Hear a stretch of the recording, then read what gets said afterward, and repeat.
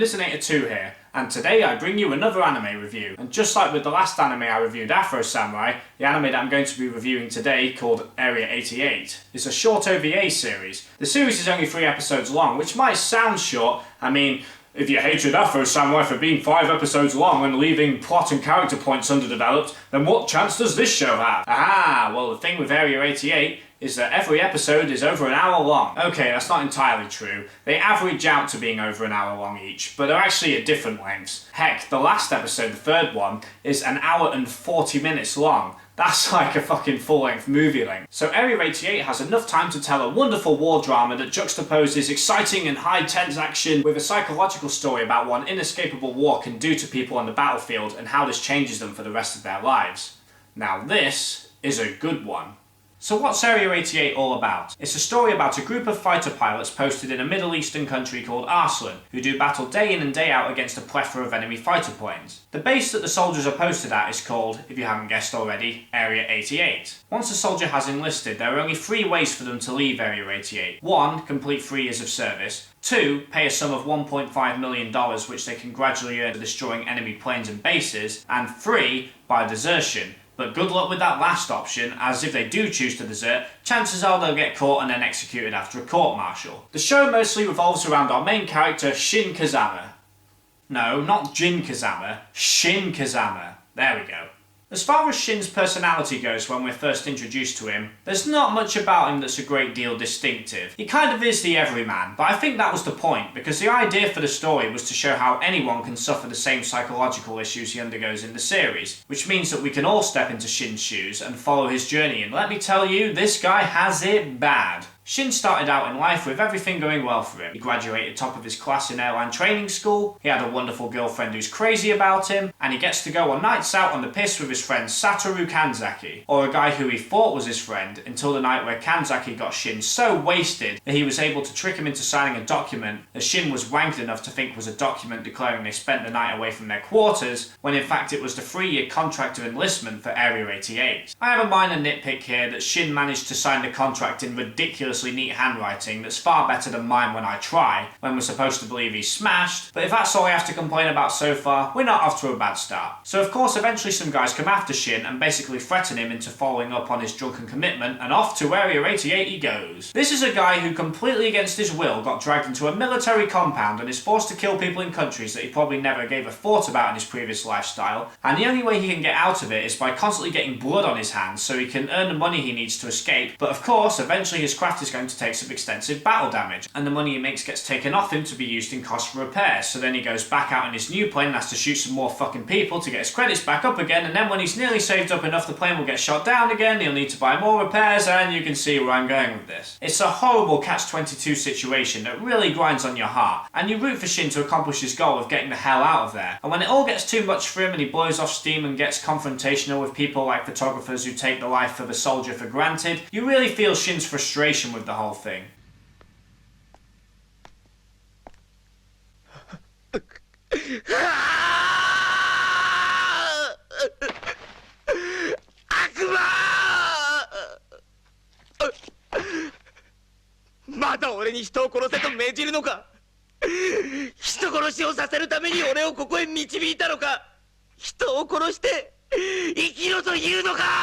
I don't want to give too much away like what I did with Afro Samurai, because as this is a positive review, I'm also recommending this series for people to check out if they haven't already, as opposed to explaining everything a show did wrong in order to recommend not watching it. So I'll try and keep the spoilers to a minimum here, but I will say that the real meat of the story is how Shin begins to change in his predicament, because as Shin gets further down the line, he finds himself less and less disturbed by his actions, and it starts to become the norm.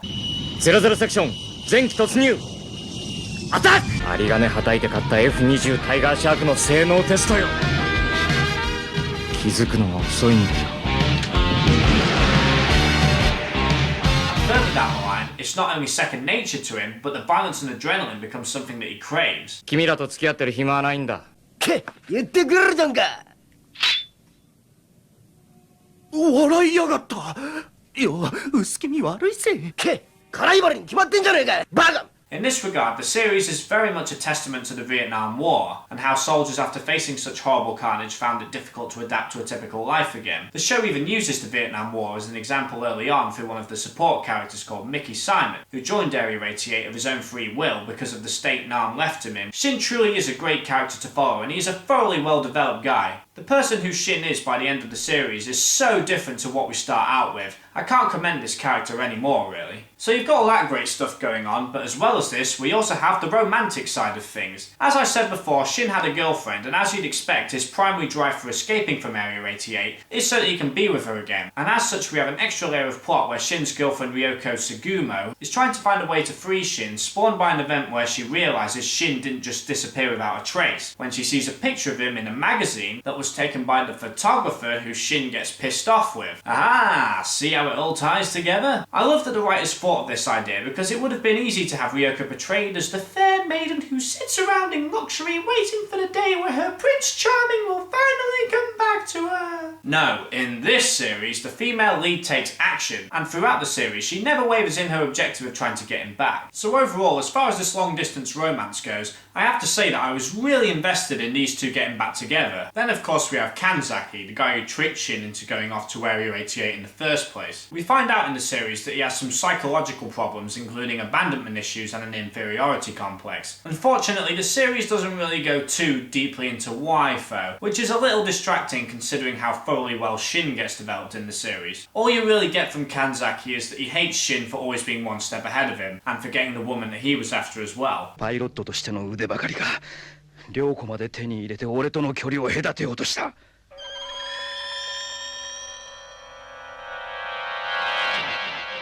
目障りなんだし、この世の中でお前ほど目障りな男はいないんだ。ねえ、お母さんってどんな感じ？僕お母さんを知らないんだ。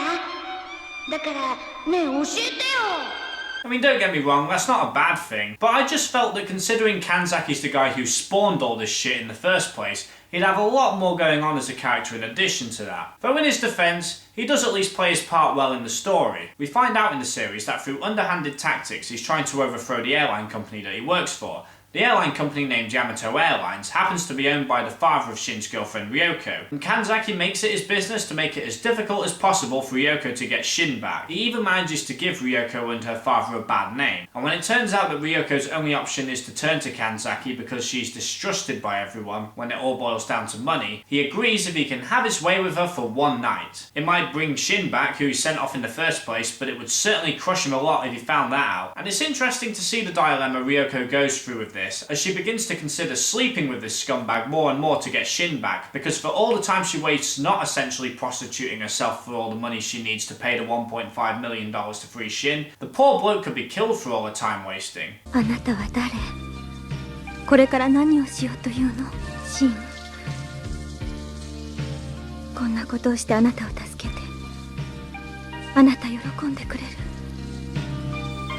So that's a vague summary of what's going on with the plot and the main characters, but what about the rest of the cast? Well, if I'm quite honest, most of them are kind of in the background. Okay, there's a couple of characters you get to know quite well, like Mickey with the whole Nam backdrop, and also you find out a little about how the war ruined one of his relationships. But except for that, don't expect a great deal of development out of all of these pilots in Area 88. Funny enough though, I kind of liked this, because the themes of the story blended so harmoniously with the main character and his journey, so much so that you don't really need too much development out of the side characters. It's kind of like in Berserk how the story focuses a lot on Guts, Griffith and Casca, and the rest of the cast are just sort of about. But because the mains really are the heart and soul of the story, going into every single character's backdrop would probably end up just slowing things down, as chances are, because the main characters are so harmonious with the story's direction, it would either just come across as being the exact same shit the main characters are going through anyway, so it's not really that interesting after a while, or it would be completely different and therefore not really relevant to the story, which is clearly moving in a certain direction. But don't get me wrong, that's not to say that they're not good, because both Berserk and Area 88 at least give their characters enough personality so that they feel like three-dimensional characters you can believe. So when some of the side characters do die, I actually felt sad for them, without even necessarily understanding why sometimes. I briefly pointed this out in my Halloween special of last year.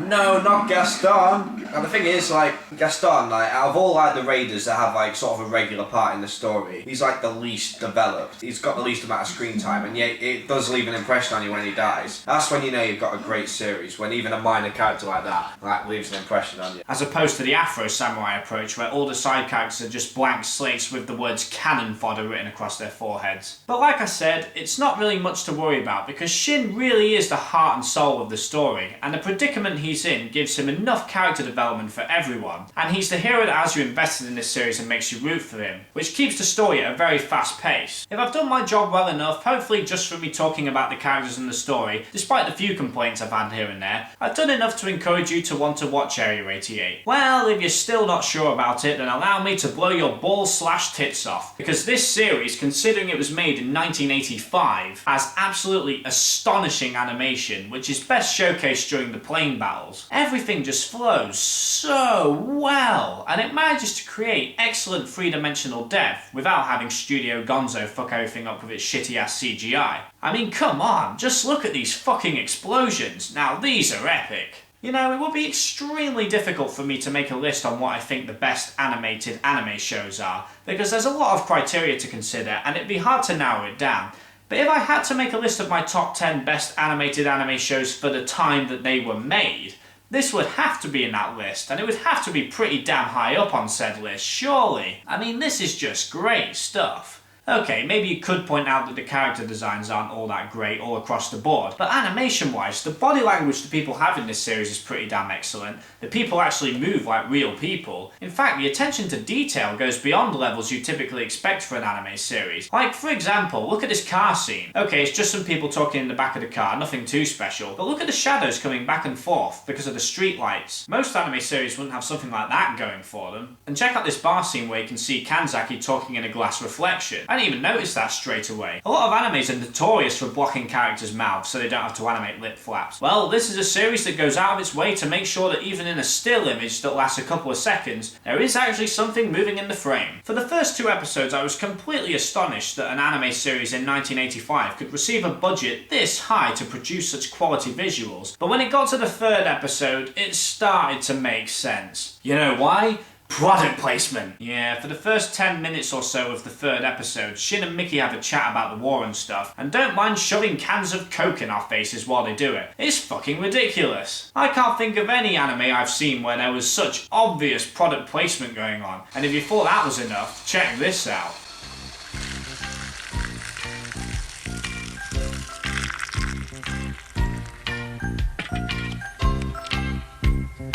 Oil を注いで3分か。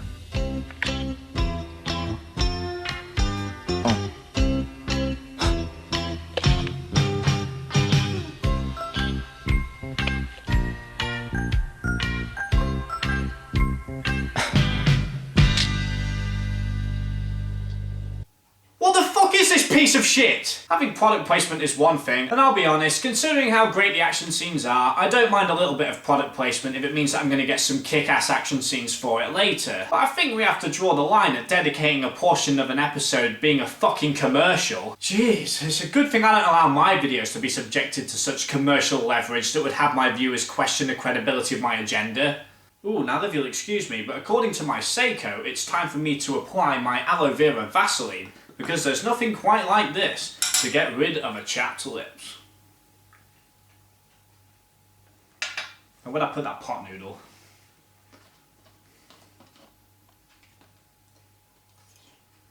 Mmm.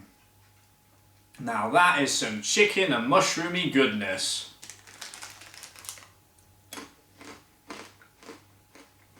Anyway, let's move on to talk about music. The anime is set in the 80s and it has 80s music in it.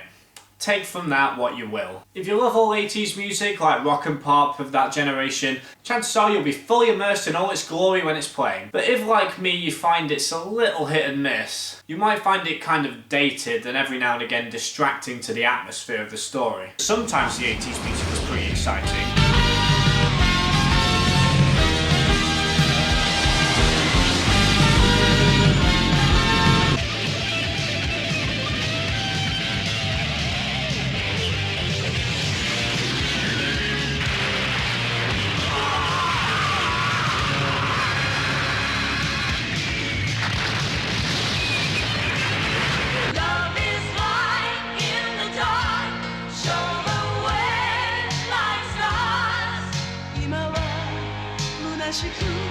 傷ついても Love is voice in your mind Wash away lonely tears 未来語れるその日まで Other times it's not.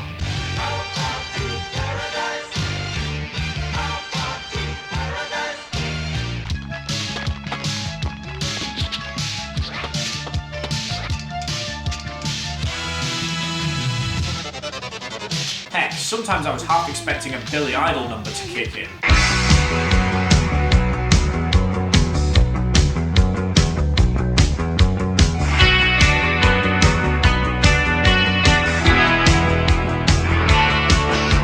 So because of that, I really wish they would have picked music that was more timeless. Heck, Legend of the Galactic Heroes uses pretty much nothing but classical music pieces, and that's one of the best anime soundtracks I've ever heard. And that was all stock music. Although to be fair, there are some timeless tracks in Area 88 quite a lot of the time anyway.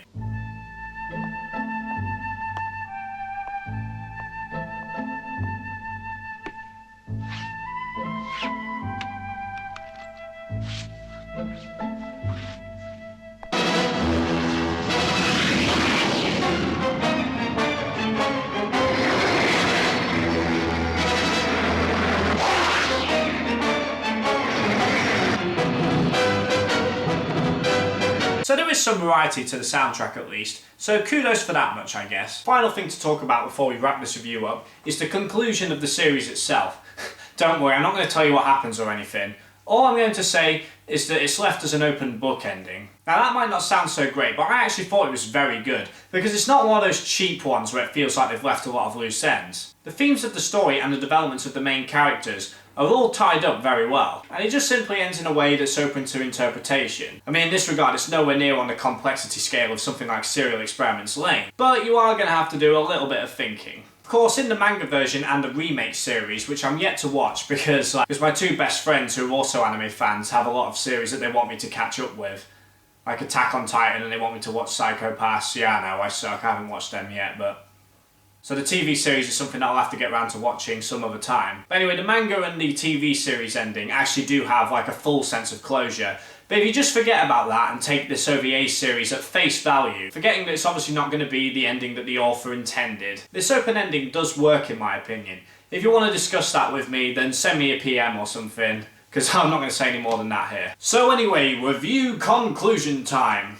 Taking everything into account, I give this series an 8.5 out of 10. Because okay, maybe some of the characters could have had a bit more development. Maybe sometimes the character designs show their age. Maybe some of the music is dated and a little distracting. Maybe it has some of the worst product placement you'll ever see in your life. And okay, maybe a definitive ending would have been better than the open ending if they'd done it properly. Area 88 is still an awesome anime series regardless. Because the story is still absolutely fantastic, and the main character has so much development that it really does make up for a lot of the other characters. The side characters not getting as much development for the most part kind of does go unnoticed in the grand scheme of things. And the action scenes? No, just the animation in general is just absolutely phenomenal. Not just for its time, but just by today's standards as well. Claymore came out in 2007 and it looks worse than Area 88. And I'm not just saying that as like a comparative sense, like if you took into account the times they made. I mean no, just in general, this series does not look as good as Area 88.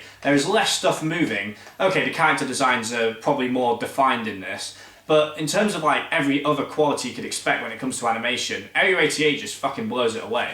And if you think that an 8.5 isn't a high score considering that I've talked so much praise about this series, well let me just tell you that my thoughts on the Afro Samurai series, these are 4 out of 10s to me. So you can see the massive quality gap that I think that Area 88 has compared to this fucking garbage.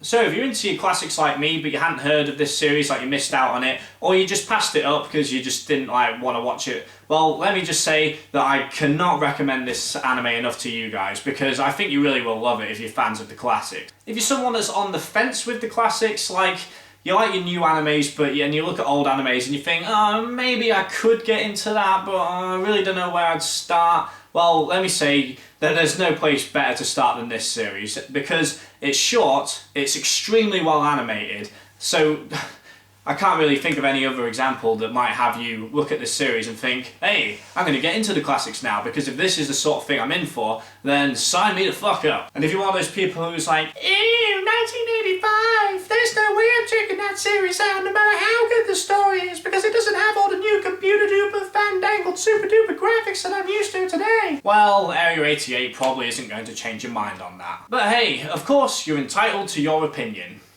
I mean, you're wrong. Watch Area 88 because it's fucking awesome. And with that said, review's over. And not only that, but Halloween's coming soon, and boy do I have a treat for that. I've reviewed one bad series, I've reviewed one very good series. So I think I've got to go back the other way and do a shit one again. And what a better way to do that on Halloween than to jump into this piece of crap known as Ghost Hunt. Ghost Hunt. More like Ghost Cut. In the dark, show the way like stars. 今は虚しく傷ついても Love is force in your mind. Wash away lonely tears. 未来語れる